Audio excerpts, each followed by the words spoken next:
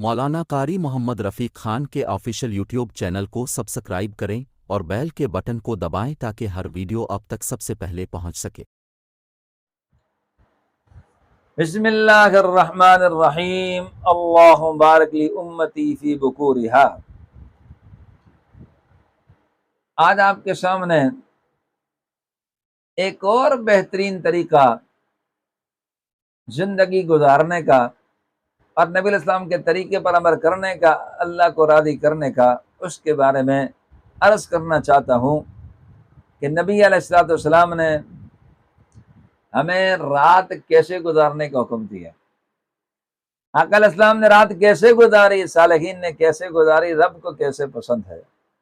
نبی علیہ السلام نے ارشاد فرمایا، اللہ میری امت کے لیے سویرے اٹھنے میں برکت دے۔ آج امت پریشان ہے، اپنے مسائل کا حل نہیں کر پا رہی، تو اسے آقا علیہ السلام کی طرف جڑ جانا چاہیے۔ جب آقا علیہ السلام کی زندگی نمونہ ہے اور آقا علیہ السلام کی زندگی رب کریم کی محبت کی ابتدا ہے، آقا علیہ السلام کے طریقوں سے محبت کریں، رب آپ سے محبت فرمائے گا، آپ کے معاملات حل کرے گا۔ تو نبی نے فرمایا کہ جب اٹھیں گے صبح میرے امتی، اللہ تبارک و تعالی برکت دے گا۔ رات کو جلدی سونا، صبح جلدی جاگنا، ایک عبادت گزار مسلمان لازماً اس کا خود بخود عادی ہو جاتا ہے۔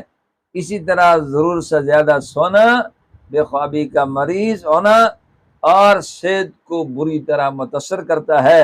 نبی علیہ السلام نے ارشاد فرمایا، سونے سے پہلے وضو کرو، پاک رہے گا، طاہر رہے گی، روح بھی سیریں کرتی رہے گی، اور پھر اگر خدا نہ خواستہ انتقال ہو گیا تو شہید کا درجہ پائے گا۔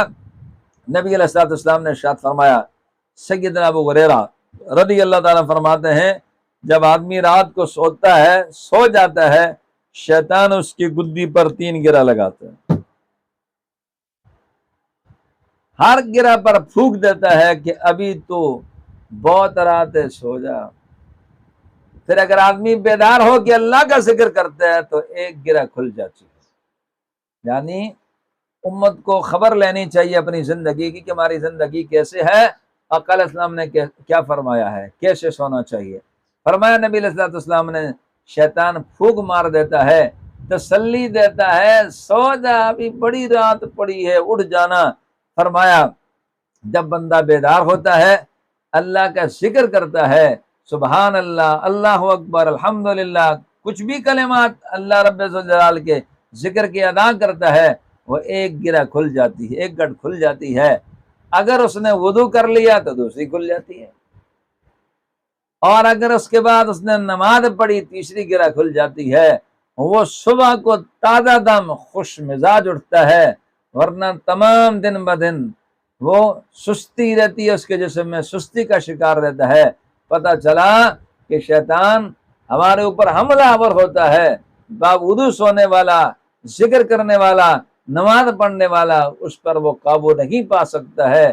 تو لہذا سنت طریقہ یہی ہے کہ آپ وضو کر کے سوئیں، اور شیطان جو گرہ لگائے اس گرہ کو آپ سمجھ لیں، فوراً اٹھیں، اللہ کا ذکر کریں، وضو کریں، نماز پڑھیں، اور وہ گرہ کھل جائے گی۔